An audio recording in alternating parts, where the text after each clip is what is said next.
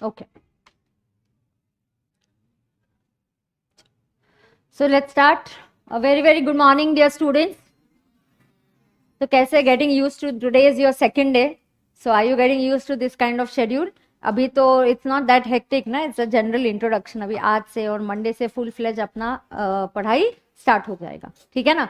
तो अपन आज स्टार्ट करते हैं with the first chapter and that is the chapter of communication. ठीक है, communication overall is important, understand marks के व्यू पॉइंट से भी इंपॉर्टेंट है एंड ओवरऑल भी कम्युनिकेशन इंपॉर्टेंट होता है. आप कहीं पे भी आर्टिकलशिप करने जाओगे, क्लाइंट्स के साथ डील करोगे, टैक्स पेयर्स होंगे जो आप जिनका आप रिटर्न्स का काम हैंडल करोगे, जिनके ऑडिट के लिए आप ऑडिट प्लेस पे जाओगे, तो everywhere you will need a very good communication skill. ठीक है, सो ये चैप्टर इसलिए भी इंपॉर्टेंट है क्योंकि आपका कम्युनिकेशन बहुत इंपॉर्टेंट है. Now in this chapter of communication हम लोग नोटबुक में आप लिखना चालू करेंगे क्योंकि आई थिंक सबके पास शायद नोट्स नहीं होंगे, तो we will be starting with writing it in the notebook. ठीक है, so will you open your notebook. Now notebook को आप कितनी पार्ट्स में डिवाइड करोगे, मैंने बोला है या, so please divide your notebooks and today I will teach you some idioms also. So divide your notebook जो है into 3 parts. Part 1 at the beginning it can be, जो हम रेगुलर क्लास में करेंगे वो बिगिनिंग से करेंगे. ठीक है, आखिरी के 4 या 5 pages I can have idioms. Okay, so last, so you know how to give a partition, right? You can fold a page and write their idioms. Do it immediately, so it will be better.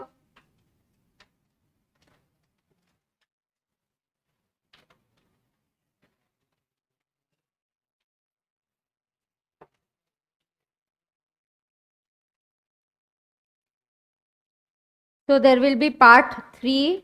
This will be last 5 to or maybe we'll need a little more, maybe 15 pages to be on a safer side because we'll write examples, some thing. 15 pages के लिए and उस section को आप नाम दोगे idioms. What will be the name of that section? Idioms. Idioms का मतलब क्या होता है? मुहावरे. ठीक है,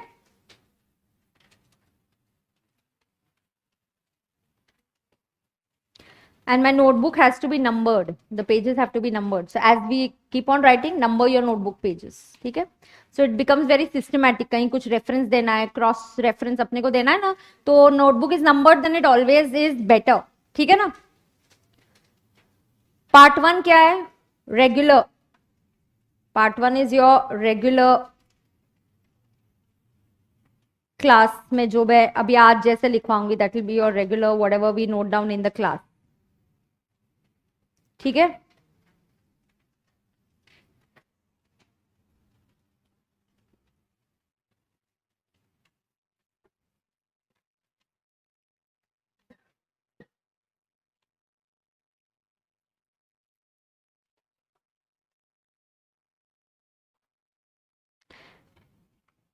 एंड पार्ट 2 ये काफी इंपॉर्टेंट है, ये भी लास्ट से स्टार्ट होगा. ठीक है,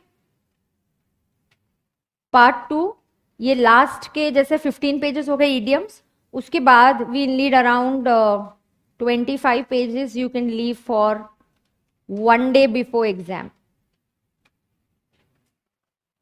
और उसको नाम दोगे आप 1 day बिफोर एग्जाम. तो इस यहां से हम क्या पढ़ाई करेंगे बेटा, जो आपको एक दिन एग्जाम के पहले पढ़ के जाना है. एक दिन पहले क्या पढ़ के जाना है उसकी तैयारी आज से करनी पड़ती है. उस दिन नहीं डिसाइड करोगे कि अभी क्या पढ़ना है मुझे, कल एग्जाम है अब क्या पढ़ूं, लॉ भी पढ़ना है, बीसीआर भी पढ़ना है, तो कैसे करूं. So we have to plan from today. Planning is very very important in your CA course. ठीक है, फाउंडेशन तो फिर भी is quite limited with limited syllabus as compared to inter and further final also.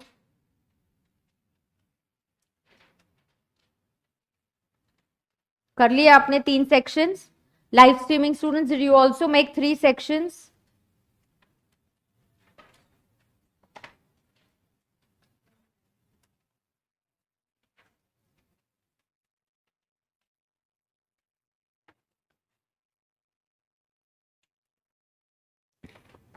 आ गया, 3 parts बन गए.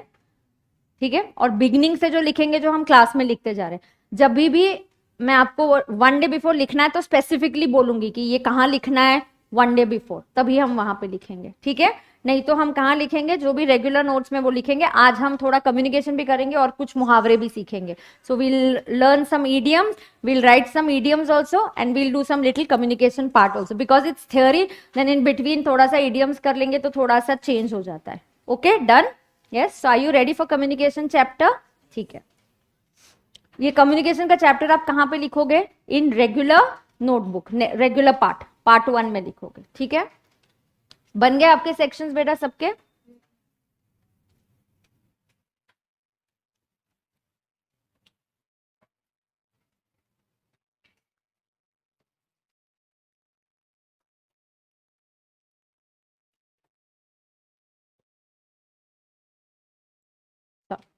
अब सुनते हैं कम्युनिकेशन के बारे में। Let us understand the categories. What is communication? Did you understand? Communication is a process of exchanging feelings, ideas, thoughts, emotions. What is communication? Exchange. मुझे जो बोलना है मैं आपको बता रही हूँ, आप समझ रहे हैं, आप रिएक्शन दे रहे हो, आप रिस्पॉन्स दे रहे हो। सो कम्युनिकेशन में क्या हो रहा है? Exchange. What is happening in communication? Exchange. So communication is exchange of ideas, thoughts, knowledge, feelings, emotions. Can we change the sequence and write it in any sequence? Yes. Can we write in our own words? Absolutely yes. You can write in your own words. कोई ऐसा restriction नहीं है कि बिल्कुल learn करना है, कुछ definition और आंसर लर्न करने हैं, नहीं। फिर क्या क्या इंपॉर्टेंट होता है? इंपॉर्टेंट होते हैं कीवर्ड्स। क्या इंपॉर्टेंट होता है? कीवर्ड्स। कीवर्ड्स मतलब इंपॉर्टेंट शब्द। मैं आपको एक और चीज बताती हूँ, मैं जो आपको कम्युनिकेशन के चैप्टर में सिखाऊंगी, अगर आप बाकी के सब्जेक्ट्स में इंप्लीमेंट करोगे तो आपको उसमें से पढ़ना आसान हो जाएगा। क्योंकि कम्युनिकेशन में मैं आपको नोट मेकिंग सिखाऊंगी, तो आपको भी आपके किसी चैप्टर जो टॉपिक थोड़ा सा लेंदी है उसके नोट्स बना सकते हो आप। जिस स्टाइल में मैं आपको सिखाऊंगी कि इस टाइप का नोट मेकिंग बहुत कन्वीनियंट होता है, तो आप भी you can use it not only for this, but you can use it also for your other subjects. Like I'll be telling you how writing the answer, कि long sentences नहीं लिखना है। Your answers have to be short sentences, short, crisp। मतलब ऐसा कि लंबा का लंबा सेंटेंस लिखते गए, स्टार्ट कहाँ हुआ खत्म कहाँ हुआ यही नहीं पता चलता है, तो इससे मार्क्स कट होते हैं आपके। सो मैं जो आपको पढ़ाऊंगी ये आपके ओवरऑल पर्सनैलिटी डेवलपमेंट के लिए होगा। एक जो है कम्युनिकेशन, दूसरा हमारे मार्क्स के लिए होगा, और तीसरा आप इसको बिल्कुल अदर सब्जेक्ट्स में भी इंप्लीमेंट कर सकते हैं। So it's very important to understand it that angle. Don't just take it lightly कि we are studying only for BCR. No, you have to implement this in writing other theory answers.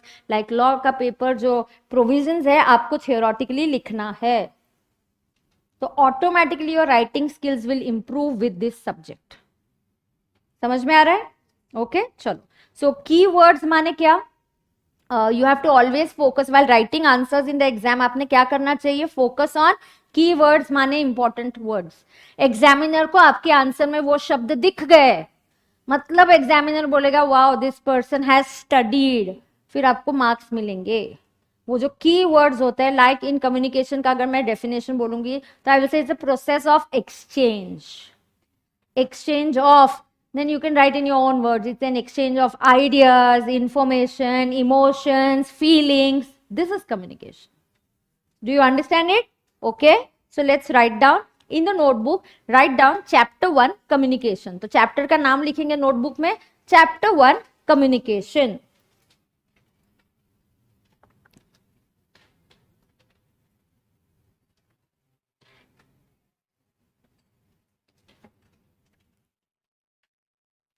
Ready? I'll also create a section.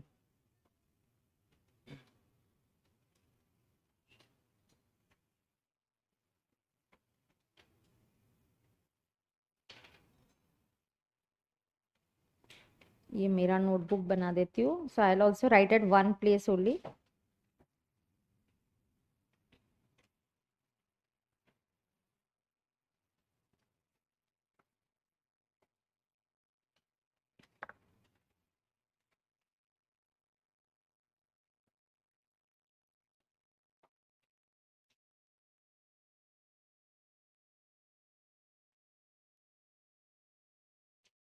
Okay, ready? So what will we write? Name, chapter 1, communication. Are you all writing with me? Yes. और जितना आप writing practice करोगे फिर आप लिख पाओगे, है ना। सिर्फ समझना जरूरी है क्या बेटा? नहीं, समझ के उसको रिकॉल करके एग्जाम में लिख पाना, तब आपको मार्क्स मिलते। ठीक है, तो first chapter of communication, so write down what is communication.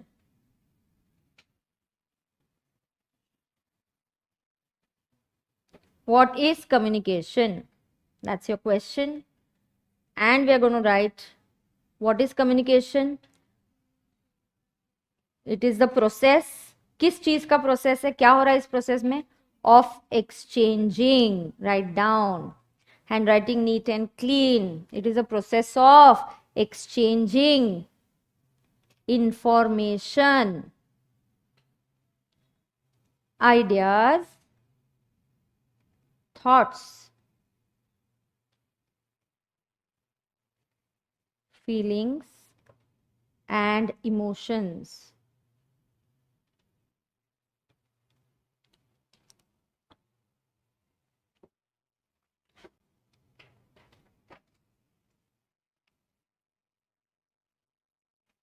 लिखा सबने?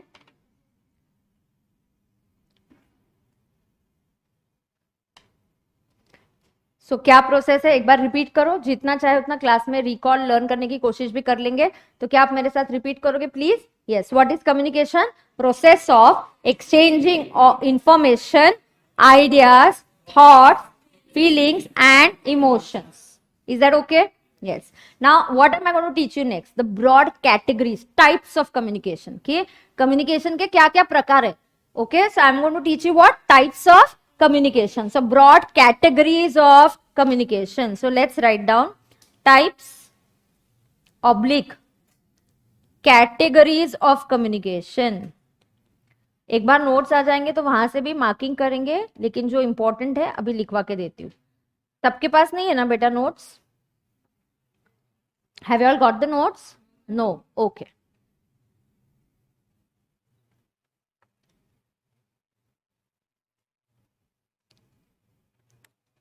ठीक है, फर्स्ट यहां पे लिखेंगे on basis of channel used.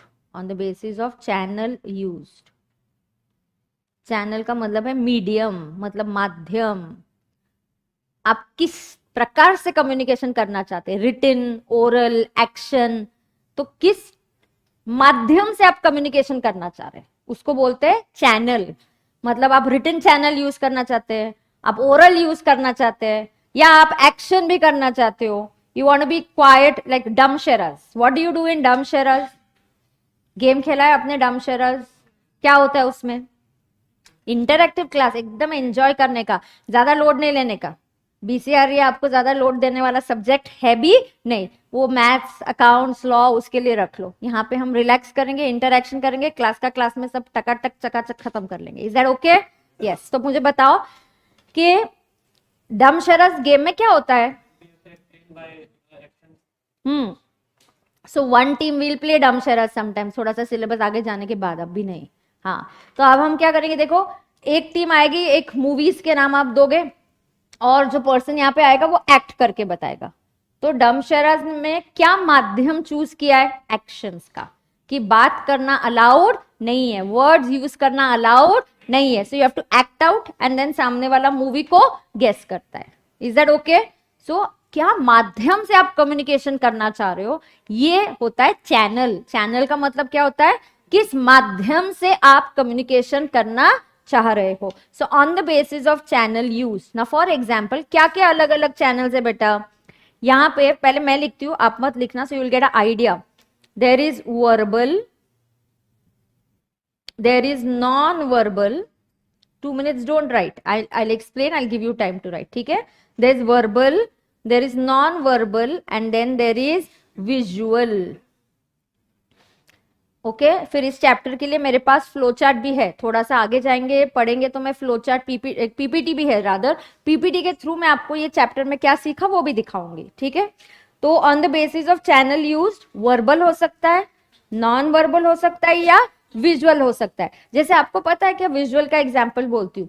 ऐसा अगर मैंने साइन दे दिया आपको, पी करके उसको क्रॉस कर दिया, रोड पे ये है, तो what is the meaning? No parking. Looking at the sign board आपको कम्युनिकेट हो चुका है यहां पार्किंग करना मना है। तो अगर आपका वो मामा गाड़ी उठा के लेके गया तो तुमको जाना पड़ेगा, उधर लिखते हैं ना कौन से पुलिस स्टेशन में गाड़ी चली गई, तो उधर जाके फाइन पे करके फिर तुमको गाड़ी मिलेगी। क्यों? वो बोलेगा मुझे पता नहीं था, बोले उधर बोर्ड है, उधर कम्युनिकेशन हमने कर दिया कि no parking. Do you understand? So there are sign boards, this is visual communication, कि देख के आपको पता चल रहा है, दिस इज विजुअल कम्युनिकेशन, देख के आपको पता चल रहा है। सो कम्युनिकेशन में जब आप शब्दों का यूज करते हैं, when you use words, first understand, writing तो we'll just take it down, first let's understand it thoroughly. Verbal मतलब you want to use words in communication. In non-verbal there is no use of words, words नहीं use होते। और visual में there is focus on science होते हैं, symbols होते हैं। अच्छा मैम, लेकिन कभी कभी सिंबल्स के आगे भी हम कुछ शब्द लिख सकते हैं, हाँ चलेगा, पीपीटी बनाना, you know. I give you the best example, see over here, अगर मुझे आपको बताना है,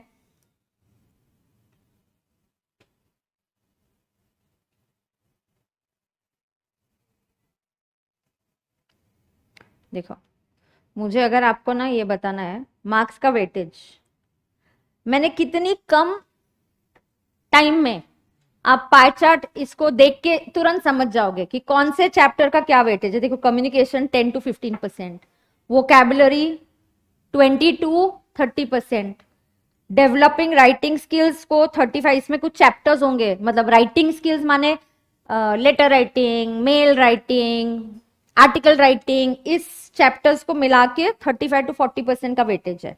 and comprehension, passages, note making को 20 to 30% मार्क्स है। अब ये इंफॉर्मेशन कितनी इजीली आपको समझ में आ गई। विजुअल का एक प्लस पॉइंट होता है, पता है, अगर आप मूवीज देखते हो, मूवी आपने 10 साल पहले भी देखी होगी ना, आज भी आपको स्टोरी याद होती है, लेकिन 10 साल पहले तुमने जो पढ़ा होता है ना टेक्स्ट बुक से, वो याद है क्या? वो भूल जाते हैं हम, क्योंकि विजुअल का एक प्लस पॉइंट होता है, आप बहुत कम समय में इंफॉर्मेशन कम्युनिकेट कर सकते हो, एंड वो इंफॉर्मेशन लगेज इमीडिएटली सामने वाले को समझ में आ गया पाई चार्ट। नहीं तो मैं अभी चैप्टर्स के नाम लिखवाती, name of the topic, weightage of the marks, and then we would write, then that's a lengthy process. But just looking at a pie chart, it's easy. So visual communication, this is a type of an example where you just see and you understand. Okay, this is a visual communication. I may use pie charts, I may use graph, I may use diagrams, and then I understand it. ठीक है ना?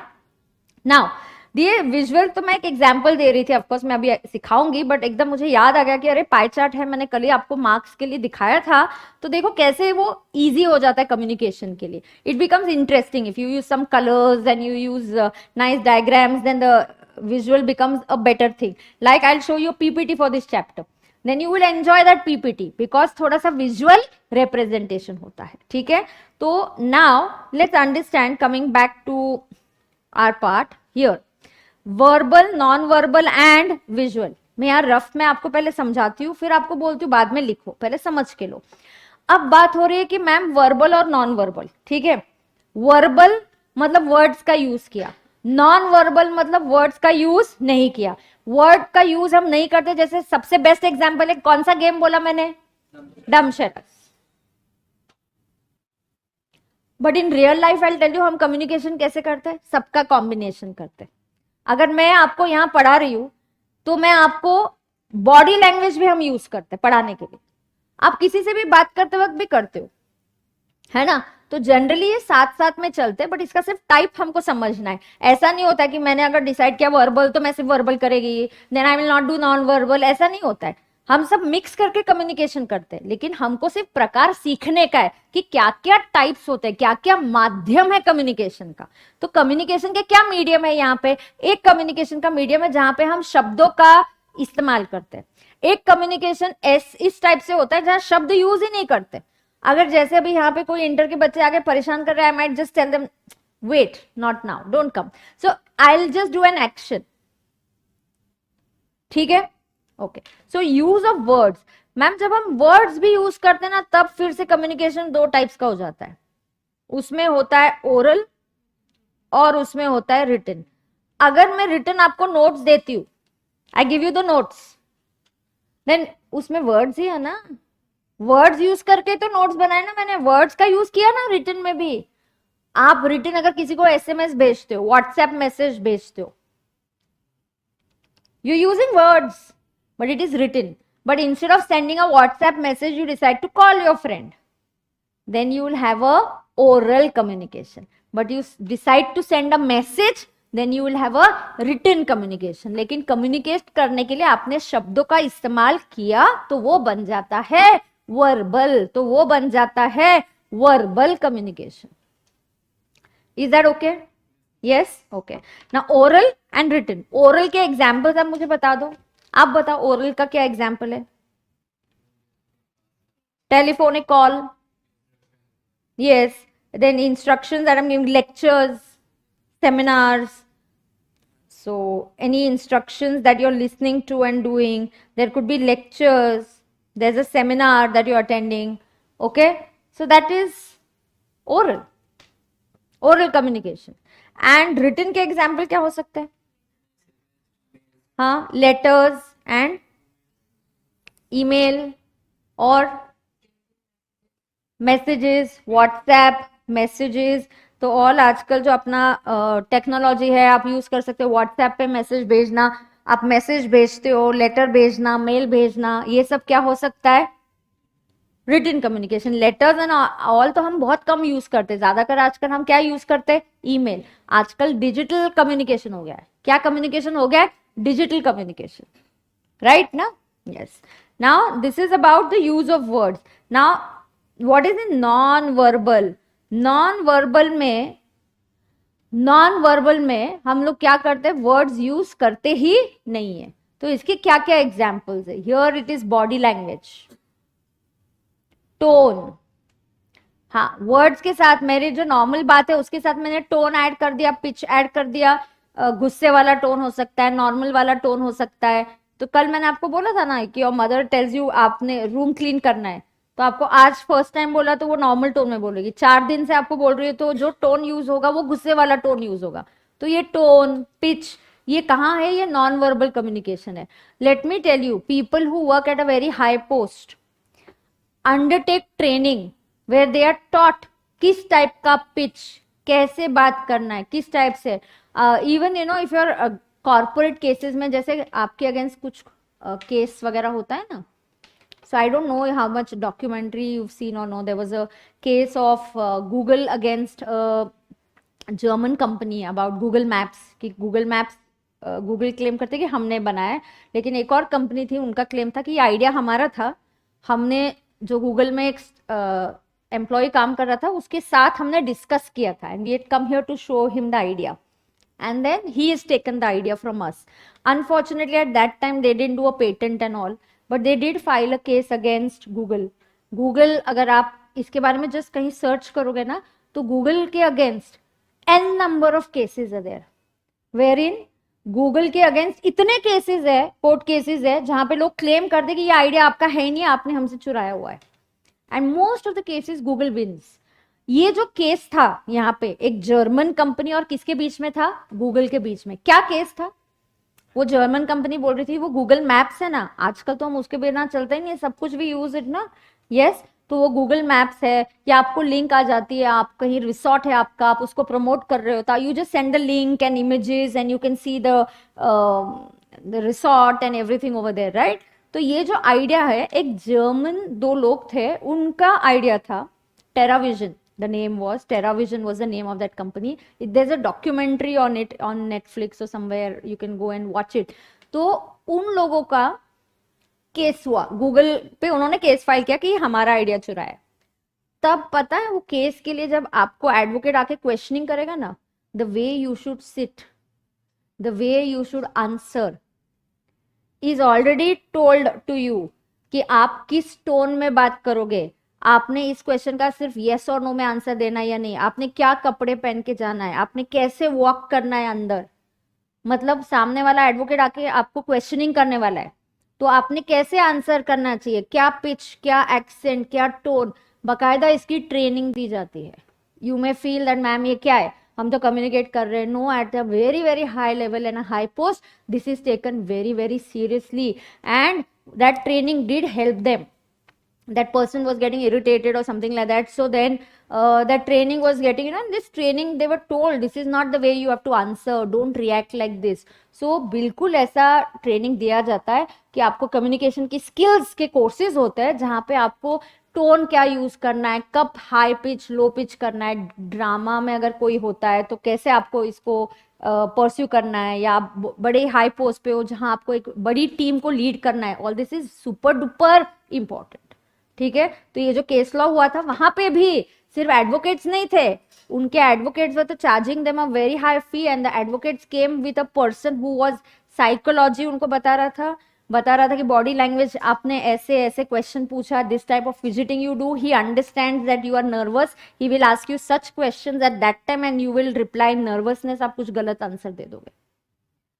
तो इस type से आपकी body, आप interview के लिए जाओगे ना, the way you sit, the way you talk, आपका from body language I can understand. If कोई आके आपसे बात कर रहा है और आप यहाँ वहां देख रहे हो, तो डोंट यू अंडरस्टैंड कि यार इसको इंटरेस्ट ही नहीं है सुनने में. या कोई स्टूडेंट आके क्वेरी पूछेगा और मेरा ध्यान ऐसे कहीं, हाँ तुम बोलो क्या है, ऐसे मैं करूंगी तो तुम बोलोगे मैम को इंटरेस्ट नहीं है, सुन ही नहीं रही. बट अगर तुम आओगे और मैं ध्यान से तुम्हारे पास देख कर तुम्हारी क्वेरी समझूंगी, उसका आंसर दूंगी, तो आपको लगेगा कि हाँ ma'am is concern with a query, she is solving a queries. So body language, आप इंटरव्यू के लिए भी जाओगे ना, जब हाई पोस्ट के इंटरव्यूज होते हैं, there are 2 or 3 experts and there is 1 person relate body language से रिलेटेड जो बैठ के आपको ऑब्जर्व कर रहा है कि आर यू नर्वस. नर्वसनेस सबको आता है, आप दिखा रहे हो आपका नर्वसनेस या नहीं, वो देखा जाता है. How do you handle this kind of situations, वो चेक किया जाता है. एक इंटरव्यू अगर आपको नर्वस कर रहा है तो आप रियल लाइफ सिचुएशंस कैसे हैंडल कर पाओगे फिर. ठीक है, ओके. सो ये जो नॉन वर्बल होता है ना, ये बहुत इंपॉर्टेंट होता है. इस नॉन वर्बल में क्या क्या आता है, नॉन वर्बल में होता है आपका फिजिकल अपीयरेंस, मतलब your dressing sense. Like I told you, you can't go in shorts to an interview और इन एन ऑफिस, बराबर ना.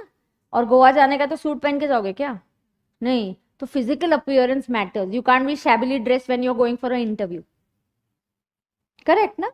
yes, so physical appearance, there is body language.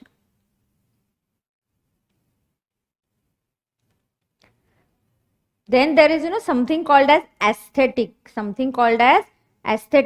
aesthetic की अगर मीनिंग हम गूगल करेंगे, मतलब relating to art और beauty. तो आपको पता है कोई डांस फॉर्म में भी आपको कोई रामायण की स्टोरी बता सकता है, सम डांस फॉर्म में आपको महाभारत की स्टोरी बता सकता है. सो डांसर्स जो होते हैं, they may tell you a story in the form of dance. या अभी यूक्रेन और रशिया की वॉर चल रही है, कोई आर्टिस्ट बहुत अपसेट है कि कितने लोगों की जान जा रही है, waste of property, and it's not right. So some artists say let's do a protest, so they all come up and make paintings relating to after effects of war, where they paint कि कहीं कोई life की death हो गई है, property destroy हो गई, तो आप आपके ड्राइंग्स के थ्रू भी कम्युनिकेशन कर सकते हो, आप म्यूजिक के थ्रू कम्युनिकेशन कर सकते हो, आप डांस के थ्रू कम्युनिकेशन कर सकते हो. इस कम्युनिकेशन को बोला जाता है एस्थेटिक. क्या बोला जाता है, aesthetic. Aesthetic is relating to beauty and art. तो आप ऐसे किसको, मैं आपको बोलती हूँ रियल लाइफ में आप इसको कैसे यूज कर सकते हो. You go to somebody's house and you like the way the house is done, the interior is done very nicely, very nice house. So you ask ये किसने किया, आर्किटेक्ट वगैरह, नहीं नहीं नहीं मैंने किया, मुझे शौक है. तो आप बोलते हो you have a very good aesthetic sense, मतलब यू आर अंडरस्टैंडिंग कहाँ क्या रखना है, वॉल को कौन सा कलर करना है तो अच्छा लगेगा. इसको क्या बोलते हैं बेटा, aesthetic sense. Learn new words, vocabulary बढ़ाओगे तो उतना अच्छा है आपके लिए, ओवरऑल भी अच्छा है ना. इन फ्यूचर आपकी प्रोफेशनल लाइफ के लिए भी अच्छा है या बुरी बात है, कम्युनिकेशन अच्छा सीखना, अच्छा करना, ये अच्छी बात है या बुरी बात है, अच्छी बात है. So let's do it. ठीक है, हाँ. और प्लस एडेड एडवांटेज तो है ही, अपनी एग्जाम में मार्क्स भी मिल जाएंगे अपने को, है कि नहीं. सो यहाँ पे इस टाइप का है और विजुअल के एग्जाम्पल्स है. 1 minute, I may have a full chart made, I will just see that. And if I feel that chart is better तो आपको राइटिंग के लिए मैं वो चार्ट से बोलती हूँ फिर. Yeah, see here. Now here let's understand. Types of communication. Types of communication में पहला मैंने क्या लिखा है बोलोगे क्या? Verbal. Verbal में क्या होता है मैम? Verbal में use of words होता है. Verbal के कितने प्रकार है? Further, oral and written. Then we'll write down examples of oral. And then we'll write down examples of written. दूसरा नॉन वर्बल. नॉन वर्बल को बोला जाता है वर्डलेस, मतलब बिना वर्ड्स के कम्युनिकेशन. इसमें यूज ऑफ वर्ड्स होता ही नहीं है. इसमें यूज ऑफ वर्ड्स होता ही नहीं है.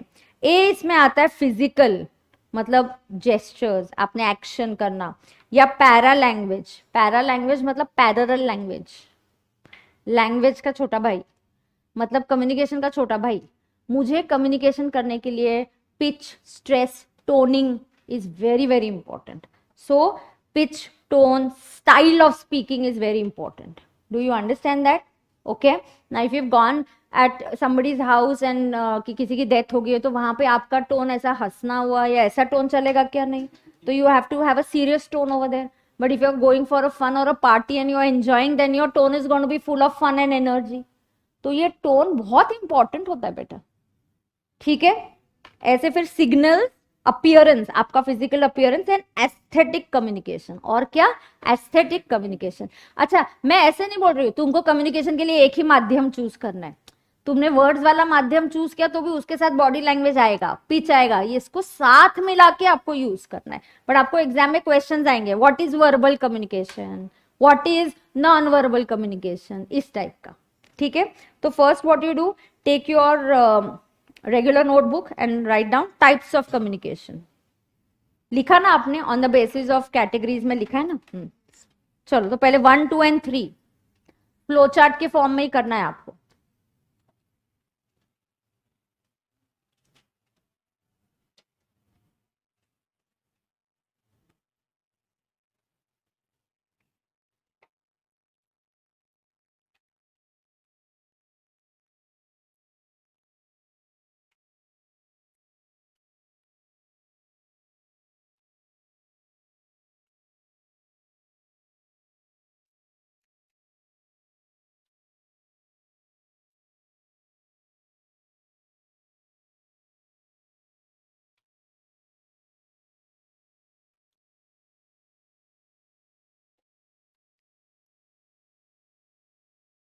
कितने पार्ट्स बना रहे हो आप?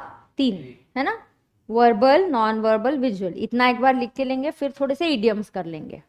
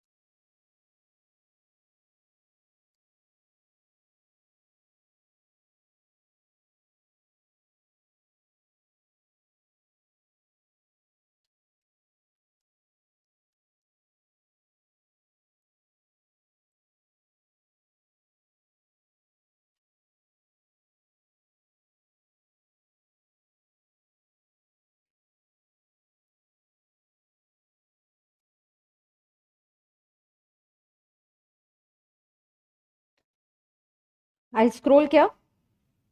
सो नॉन वर्बल में आप क्या लिखोगे, ए टू ई। फिर एक एक बार मैं बताऊंगी डिटेल में और बताऊंगी, नोट्स आएंगे ना तो हम और डिटेल में दो दो लाइंस हर टाइप के लिए पढ़ेंगे। पहले लिख के लो। लिखा? फिजिकल नॉन वर्बल कम्युनिकेशन, उसका एग्जाम्पल क्या है? जेस्चर्स। क्या बोलते हैं इसको? Gestures, GESTURE। जेस्चर्स का मतलब क्या होता है? एक्शन। जेस्चर्स का मतलब क्या होता है? एक्शन। कुछ भी नहीं समझा तो तुरंत पूछने का, बिल्कुल घबराने का नहीं। और एग्जाम तो ओरल नहीं है, एग्जाम तो रिटन है, तो अपने को रिटन प्रैक्टिस तो करनी चाहिए।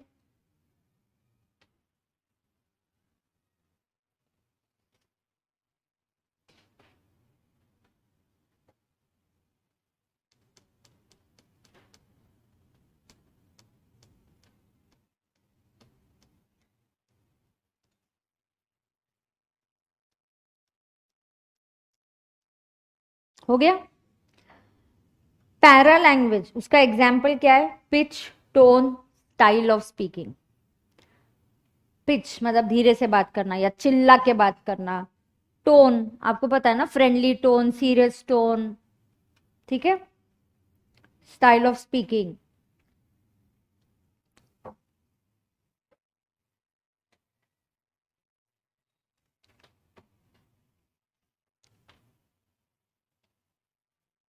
सी सिग्नल्स। अपीयरेंस, अपीयरेंस मतलब क्या? आपका ड्रेसिंग। अपीयरेंस का मतलब क्या है? ड्रेसिंग। आपके ड्रेसिंग से भी कम्युनिकेट होता है ना बेटा, कि तुम पिकनिक को जा रहे हैं क्या, तुम इंटरव्यू को जा रहे हैं। इफ यू गो एकदम इन फॉर्मल ड्रेस, अला सर आज क्या है, ऑफिस में कुछ है क्या, सेमिनार है क्या, कोई मीटिंग है क्या important, right. And if you are एकदम in a casual dressing, then I can guess that oh are you going for a holiday. Okay, so appearance is dressing, ठीक है। एस्थेटिक कम्युनिकेशन, लिखा aesthetic.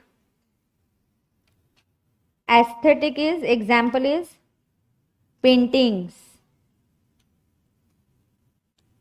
Dance, relating to art and beauty. It is relating to what beta? Art and beauty. Aesthetic बोलते हैं उसको। क्या बोलते हैं? Aesthetic. little signals can also be used here. Okay, signals can also be used. ठीक है, लिखा क्या सबने? क्या नहीं समझा तो बोलो। फिजिकल नॉन वर्बल कम्युनिकेशन, उसका एग्जाम्पल क्या लिखा है? जेस्टर्स। स्पेलिंग क्या है जेस्टर्स का? GESTURES। जेस्टर्स का मतलब क्या है? एक्शन। पैरा लैंग्वेज मतलब पैरेलल टू योर लैंग्वेज।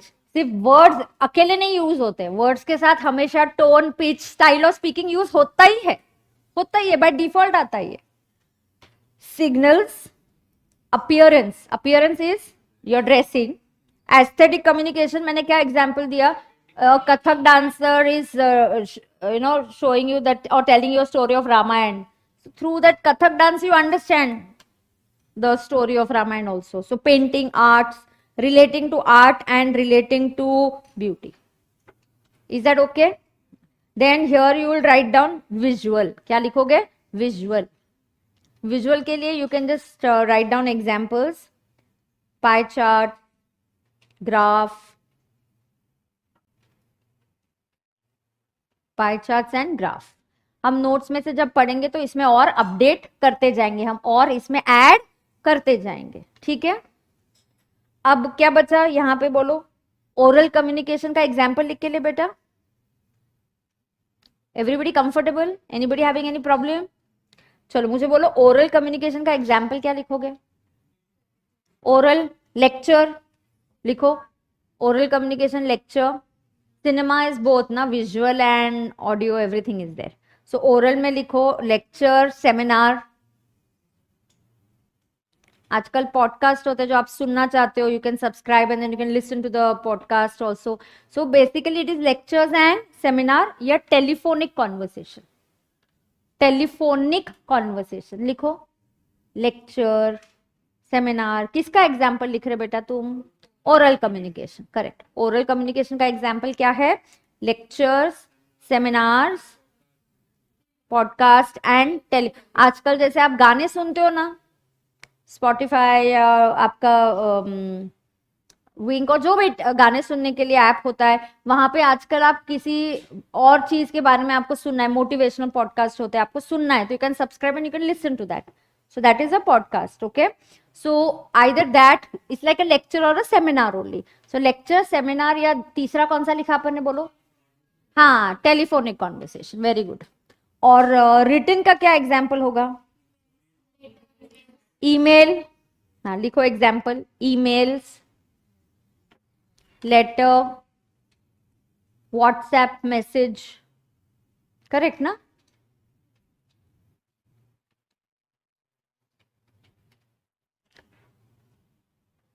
तुमको पता है क्या, सबसे बेस्ट कम्युनिकेशन वर्बल ओरल रहता है. ओरल में आपको सामने वाले का टोन, पिच, वो बोलना क्या चाह रहा है, गुस्से में बोल रहा है, नॉर्मल, सब समझ में आता है. जब आप व्हाट्सएप ग्रुप बनते हैं ना और आप कोई प्लान बनाते हो, सिर्फ व्हाट्सएप की चैटिंग पे से कभी प्लान बनता ही नहीं है. एक बोलेगा मूवी पे चलते हैं, बोलता है कब, कल चलते हैं. दूसरा नहीं नहीं कल मुझे काम है, नहीं परसों चलेंगे. पता नहीं कितने मैसेजेस होंगे और एंड में आपका प्लान बनेगा ही नहीं. हाँ, तो generally verbal communication is always the, verbal में भी oral communication is the best communication. Generally कौन सा कम्युनिकेशन बेस्ट होता है? Verbal and oral communication is the best communication. Is that okay? Yes. Now more part two it will write, but अभी क्या करते हैं, थोड़ा सा अपन चेंज ये करते हैं और क्या करेंगे, थोड़े से ईडियम्स करते हैं. तो ईडियम्स वाला सेक्शन, हाँ बोलो बेटा. हाँ, ओरल में इंटरव्यू भी हो सकता है. Yes, interview, group discussions. Yes, you can write interview, group discussions also.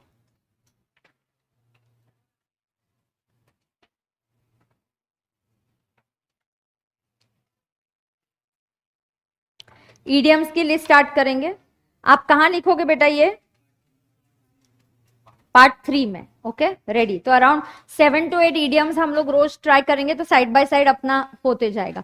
तो आज पहले मैंने आपको कम्युनिकेशन क्या प्रोसेस है बताया, कम्युनिकेशन की कैटेगरीज कैसे होती है, आप कौन सा माध्यम चूज करते हो, उसमें अगर आप शब्दों का इस्तेमाल करोगे तो उसको वर्बल बोलेंगे, शब्दों का इस्तेमाल नहीं करोगे तो उसको नॉन वर्बल बोलेंगे, आप विजुअल इफेक्ट्स देना चाहोगे तो उसको हम विजुअल कम्युनिकेशन बोलेंगे. वर्बल में फिर से दो प्रकार है, oral and written. Non verbal में aesthetic, body language, signals and you will have tone, the paralanguage, मतलब क्या टोन, स्टाइल ऑफ टॉकिंग और आपका अपीयरेंस और एस्थेटिक. ये सब किसके एग्जाम्पल्स है? नॉन वर्बल के. Is that okay? यस. अब लिखेंगे इडियम्स. मेरा नंबरिंग इग्नोर करना, आप नंबर 1 से स्टार्ट करना. तो पहला इडियम जैसे मैं आपको पढ़ के सुनाती हूँ. My friend's room is always spick and span, एकदम नीट एंड क्लीन. तो मेरे जो फ्रेंड है उसका रूम में कभी भी जाऊंगी तो is always spick and span, मतलब neat and tidy. Okay. Now idioms ऐसे शब्द होते, मुहावरे, उनका डायरेक्ट मीनिंग नहीं कभी लिया जा सकता. जैसे आपको हिंदी या आपकी लैंग्वेज में जो भी होगा, हिंदी में कुछ एक आध दो मुहावरे बताइए मुझे. बापरे, जिसकी लाठी उसकी भैंस, इसका मीनिंग क्या है? ठीक है, बिल्कुल. और कौन से मुहावरे आपको आते हैं? अरे बाप रे, हाँ बोलो. दांत खट्टे कर देना, मतलब किसी को हरा देना. तो वही है क्या उसकी मीनिंग? हाँ, तो दांत खट्टे कर देना मतलब आपने ऐसा नहीं कि उसको कुछ खट्टा खिला दिया है. मतलब मैं क्या बोल रही हूँ, इसकी लिटरल मीनिंग नहीं लेते, इसकी हिडन मीनिंग लेते. हमेशा मुहावरे ऐसे शब्द होते हैं, they have a hidden meaning, they have some hidden meaning. Okay. और कुछ है, और कुछ मुहावरे? हाँ, मराठीत सांग की. बापरे, मला नाही काय, अपनी चादर देख के पैर फैलाने चाहिए. ओके, वो उसने मराठी में बोला. तो मतलब वही है कि जितनी आपकी चादर है उतने ही पांव फैलाने चाहिए. तो ऐसा नहीं कि आपका कितना अर्निंग है फिर भी आपने बहुत सारे लोन लेके रखे हैं और आप ईएमआई पे करते जा रहे हो, क्रेडिट कार्ड पे लोन लेके रखा है, इनकम बहुत कम है, क्रेडिट कार्ड पे खर्चे कर रहे हो, तो ये सही है या गलत है? गलत है. तो कोई बोलते वक्त बोलेगा क्या यार तुम ऐसे कैसे कर रहे हो, तुमने अपना चादर देख के पैर फैलाना चाहिए. तो यहाँ कहीं चादर भी नहीं है और कहीं पैर भी नहीं है. So what I am trying to tell you, यहाँ लिटरल मीनिंग नहीं लेना है. कौन सी मीनिंग लेनी है? Hidden meaning. कौन सी मीनिंग लेनी है? हिडन मीनिंग, इसको ईडियम्स या मुहावरे बोलते हैं। तो आपको एग्जाम में एक एक लाइन, एक एक मार्क के ऐसे क्वेश्चंस आ सकते हैं। तो एक साथ ईडियम्स करने से अच्छा है 5-7 मुहावरे हम हर रोज करेंगे और उसके सेंटेंस लिखेंगे, तो थोड़ा सा हमें थ्योरी से चेंज भी हो जाएगा, और ऐसे करते करते हमारे मुहावरे की लिस्ट लास्ट पेजेस में हमारी रेडी भी हो जाएगी। Is that okay? यस। तो एक मिनट, पहले मैं 3-4 मुहावरे डिस्कस करती हूँ, तो फिर आप लिख के लेना।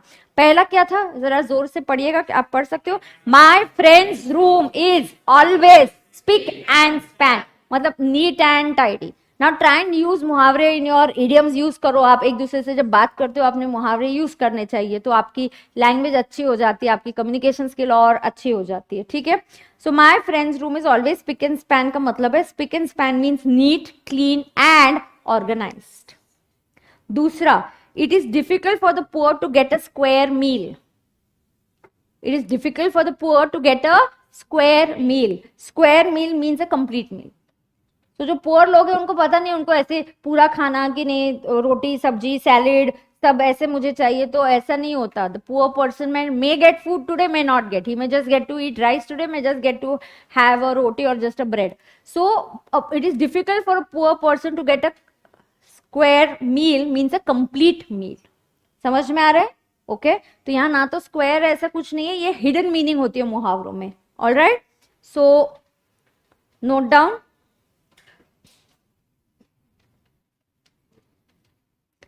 क्या नोट करोगे आप? 1 2, मैं नंबरिंग नहीं चेंज करती यार अभी।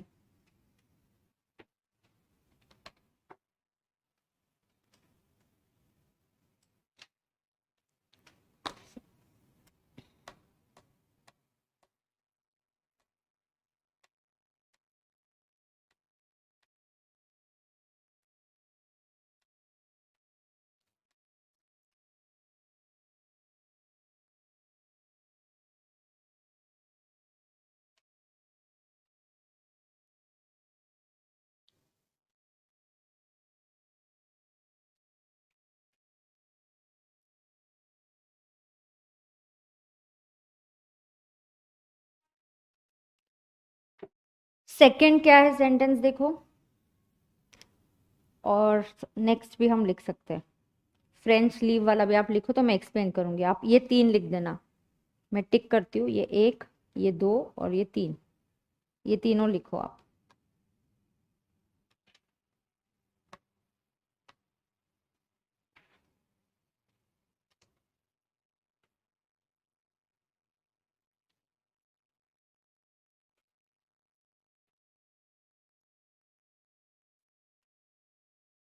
BCR is there for May 23. It's there. In the new syllabus, maybe there won't be BCR, but we don't know when that comes. But till it's there, it's a good thing for you because you're going to get to score marks. The Vish Gurukul, I'll start afterwards there. So maybe there we'll be starting with law. So we'll update you. By Monday, Tuesday, you'll get an idea better. बाकी lectures तो हो ही रहे वहां पे।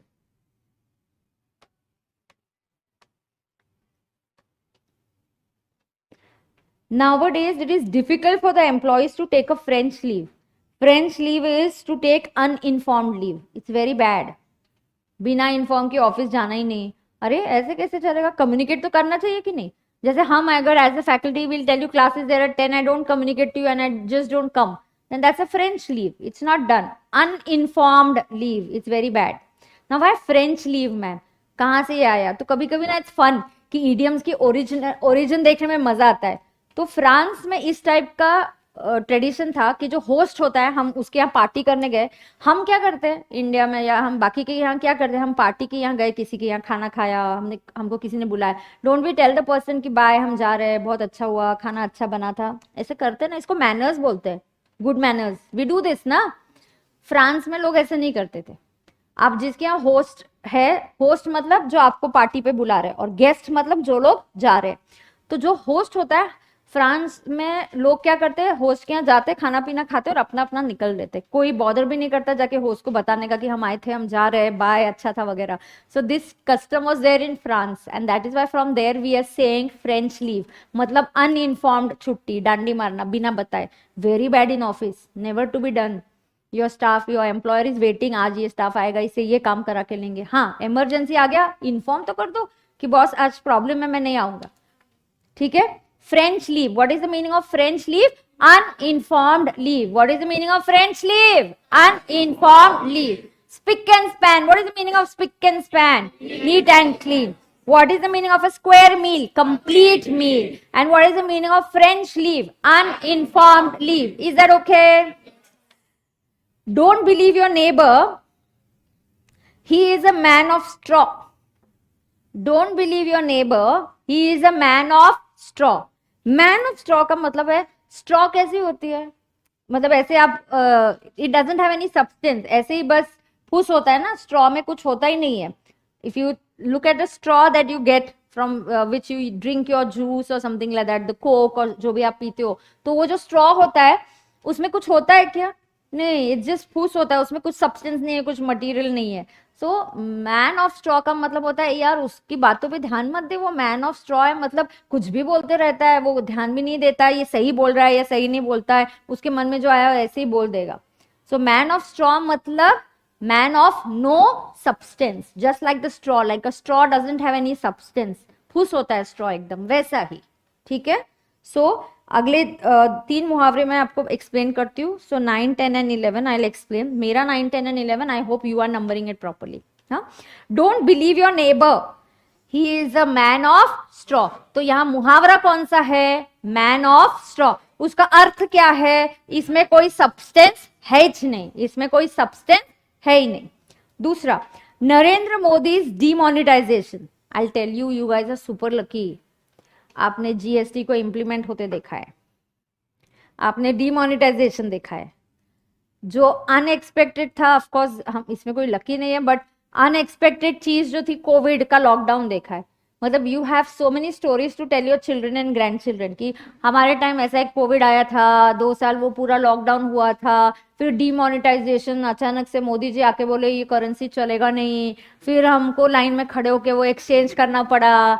तो ऐसा ये सब आप बताओगे कि GST biggest tax reform since independence, ऐसा जीएसटी का टैक्स 1 जुलाई 2017 में आया था। सो हमें पता है कि जीएसटी का टैक्स आया, we witness that, we saw that, you saw article 370 going, so you have seen so many milestones, you know, and these are important milestones that you have witnessed in your lifetime, right? So like of course demonetization एक अलग बात है, हम करेंगे of course, उसकी कहीं आगे article होगा तो मैं आपको थोड़ा सा ब्रीफ दूंगी because it relates to my subject.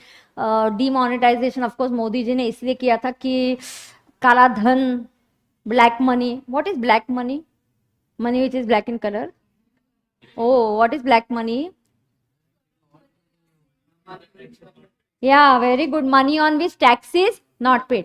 तुमने मुझे फी दिया कैश में, मैंने कैश डाल दिया मेरी जेब में और मैं चली गई ऑफिस में, रिकॉर्ड नहीं किया, कुछ नहीं किया, मैंने बुक्स में दिखाया नहीं कि मुझे फी मिली है।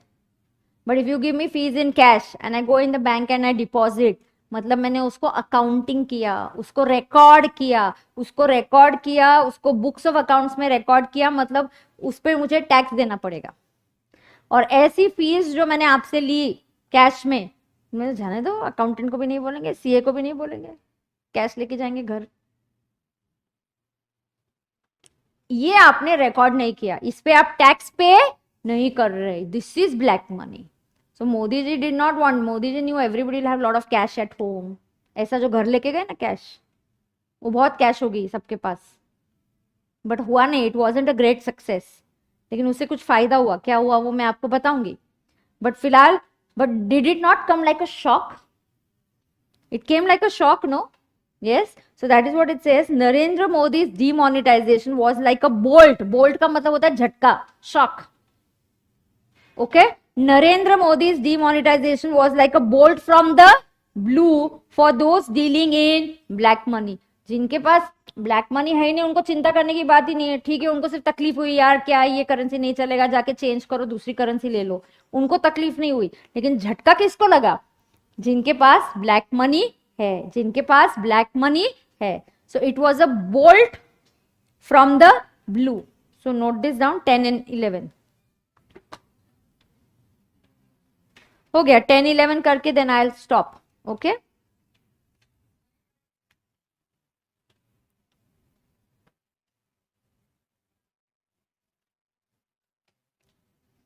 this batch is of Prestige Point.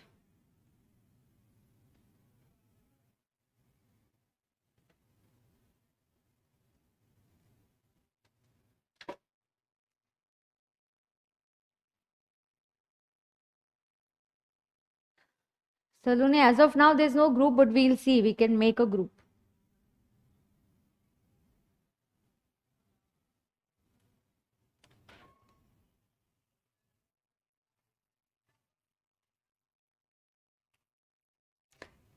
एक काम करना, 10 तक ही लिखना, 11th अपन मंडे को लिखेंगे. नरेंद्र मोदी के पॉइंट तक ही लिखना.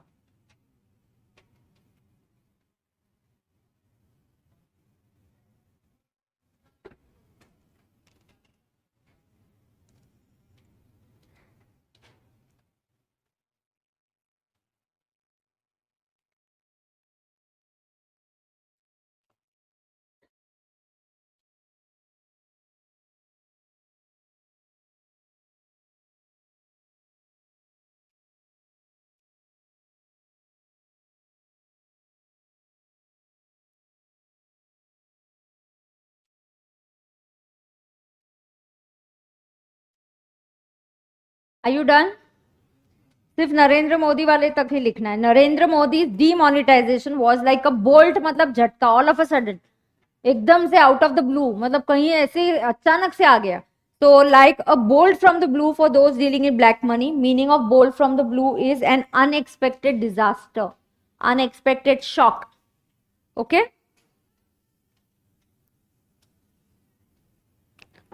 हो गया लिख के?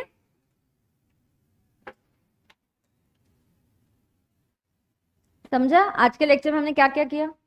मैम कम्युनिकेशन के टाइप्स किए, वो समझे क्या आपको? वो हमने रेगुलर पार्ट में लिखे. ईडियम्स की लिस्ट बनाना हमने चालू कर दिया है. तो आगे हम कंटिन्यू करेंगे मंडे को. तो मुझे बताओ, आपको कोई डाउट है क्या आज के सेशन में? Anybody having any doubt? Live streaming students, you having any doubt? Any doubt you have, you can ask.